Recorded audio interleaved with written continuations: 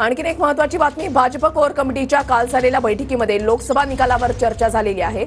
जागा वाटपाचा घोळ शेवटपर्यंत चालला, त्याचा फटका बसला।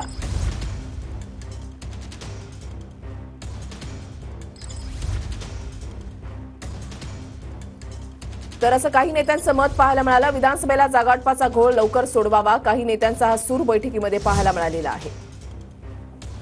अक्षय मनकणी आमचे प्रतिनिधी अधिक माहिती देतील। अक्षय।